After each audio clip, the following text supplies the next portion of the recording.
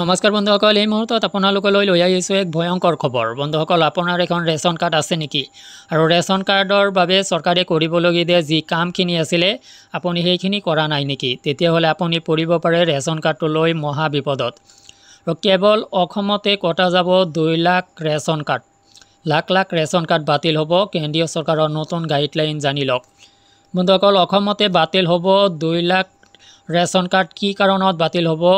গোটেই দেশত lakh lakh ration card বাতিল কৰা হ'ব আৰু চৰকাৰে নতুন গাইডলাইন জাৰি কৰা হৈছে। কি কাৰণত কৰা হ'ব সবিশেষ তথ্য আপোনালোকক জনাম এই ভিডিঅ'টোত। লাখ লাখ ৰেচন কাৰ্ড বাতিল হ'ব, কেন্দ্ৰীয় চৰকাৰৰ নতুন গাইডলাইন।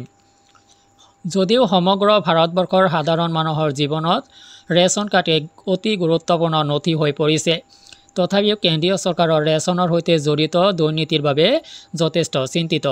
আৰু লোকসভা নিৰ্বাচন আৰম্ভ হোৱাৰ পূৰ্বে ৰেচন কাৰ্ড সন্দৰ্ভত আন এক বিশেষ ঘোষণা ৰাজহুৱা কৰা হৈছে। এই বিশেষ ঘোষণা অনুসৰি আগন্তুক দিনত প্ৰায় 1 লাখ ৰেচন কাৰ্ড বাতিল কৰিবলৈ গৈ আছে। তো বন্ধুসকল, যদিও ইয়াত 1 লাখ উল্লেখ কৰা হৈছে, কিন্তু ইয়াতে কেইবা লাখো হ'ব, কিয়নো অসমতে 2 লাখ ৰেচন কাৰ্ড বাতিল কৰা হ'ব বুলি ইতিমধ্যে ঘোষণা কৰা হৈছে। বাতিল হ'ব লাখ লাখ ৰেচন কাৰ্ড। বিভিন্ন খণ্ডৰ পৰা পোৱা খবৰ অনুসৰি বিগত 6 মাহ আৰু তাতোকৈ অধিক সময় ৰেচন কাৰ্ডৰ জৰিয়তে খাদ্যশস্য ক্ৰয় নকৰাসকলৰ ৰেচন কাৰ্ড অহা মাহত বাতিল কৰা হ'ব।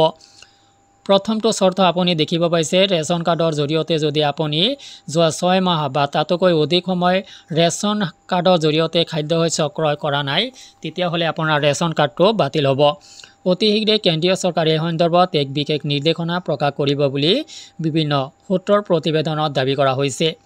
প্ৰস্তুত কৰিবলগীয়া তালিকা মূলতঃ কেন্দ্ৰীয় চৰকাৰে ৰূপায়ণ কৰা বিনামূলীয়া ৰেচন আঁচনিৰ সুবিধা লাভ কৰা সকলো আৰ্থিকভাৱে সক্ষম ব্যক্তিয়ে যাতে কোনো এটাতে এই আঁচনিৰ সুবিধা লাভ নকৰে, তাৰ বাবে এই বিশেষ নিৰ্দেশনা কেন্দ্ৰীয় চৰকাৰে ৰূপায়ণ কৰিব। ইতিমধ্যে বিষয়টোক লৈ তৰ্ক আৰম্ভ হৈছে। কেন্দ্ৰীয় চৰকাৰে অযোগ্য ব্যক্তিৰ তালিকা প্ৰস্তুত কৰি আছে। আনকি ৰেচন কাৰ্ড এতিয়াও বৈধ বা 6 মাহতকৈ অধিক সময় ৰেচন খাদ্য সংগ্ৰহ নকৰা মৃত ব্যক্তিৰো নামো প্ৰস্তুত কৰি আছে। পিছত জনা যায় যে এই তালিকা অনুসৰি অযোগ্য ব্যক্তিসকল বিনামূলীয়া ৰেচন আঁচনিৰ পৰা বঞ্চিত হ'ব। নতুন নীতি কেৱল আৰ্থিকভাৱে সক্ষম লোকে আৰ্তজনৰ নাগৰিকক বঞ্চিত কৰাই নহয়, ৰেচন ব্যৱসায়ীসকলেও চাউল, ঘেঁহু আদি খাদ্য সামগ্ৰী কম পৰিমাণে বিতৰণ কৰি বজাৰত বিক্ৰী কৰাৰ অভিযোগ উত্থাপন হৈছে।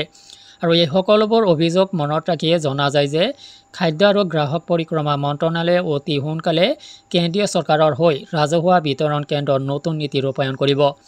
ভৱিষ্যতে যদি এনে কোনো অভিযোগ উত্থাপন হয়, তেন্তে এই সকলোবোৰ ৰাজহুৱা বিতৰণ কেন্দ্ৰৰ অনুজ্ঞাপত্ৰ বাতিল কৰা হ'ব। এই গাইডলাইন কিয় কাৰ্যকৰী কৰা হ'ব? মূলতঃ ৰেচনৰ লগত জড়িত দুৰ্নীতিৰ ওপৰত কেন্দ্ৰীয় চৰকাৰলৈ বহু অভিযোগ আহিছে আৰু সেইবাবে কেন্দ্ৰীয় চৰকাৰে ৰেচন সম্পৰ্কীয় দুৰ্নীতিৰ শিপাৰ পৰা আঁতৰাই পেলাবলৈ এনে ব্যৱস্থা গ্ৰহণ কৰিব। যদিও এই সন্দৰ্ভত এতিয়ালৈকে কেন্দ্ৰীয় চৰকাৰে কোনো নিৰ্দেশনা প্ৰকাশ কৰা নাই, তথাপিও কেন্দ্ৰীয় চৰকাৰে শীঘ্ৰে বিশেষ নিৰ্দেশনাৰ জৰিয়তে অযোগ্য ব্যক্তি আৰু ৰাজহুৱা বিতৰণ কেন্দ্ৰৰ ৰেচন কাৰ্ড বাতিলৰ বাবে এক বিশেষ নীতি প্ৰকাশ কৰিব। আৰু যাৰ বাবে লাখ লাখ ৰেচন কাৰ্ড বাতিল হ'ব, ৰেচন কাৰ্ডধাৰীসকল বাতিল হ'ব। যে ইতিমধ্যে বিভিন্ন অভিযোগ উত্থাপন হৈছে। মৃত ব্যক্তিৰ নামৰ ৰেচন লোৱা পৰিলক্ষিত হৈছে। অভিযোগ উত্থাপন হৈছে অসমত 2 লাখতকৈ অধিক ৰেচন কাৰ্ড ভুৱা বুলি প্ৰতিপন্ন ইতিমধ্যে কৰা হৈছে আৰু এইখিনি ইতিমধ্যে কৰ্তন কৰা হ'ব। আৰু গোটেই দেশত, গোটেই ভাৰতবৰ্ষতে লাখ লাখ লোকৰ ৰেচন কাৰ্ড বাতিল কৰা হ'ব। নতুন গাইডলাইন আনি আছে কেন্দ্ৰীয় চৰকাৰে আৰু এই গাইডলাইনৰ আধাৰত ৰেচন কাৰ্ডসমূহ বাতিল কৰা হ'ব। তো বন্ধুসকল, ভিডিঅ'টো সংক্ৰান্তত আপোনাৰ কিবা মতামত থাকিলে কমেণ্ট ছেকশ্যনত জনাব। আজিলৈ এৰিছোঁ, ধন্যবাদ।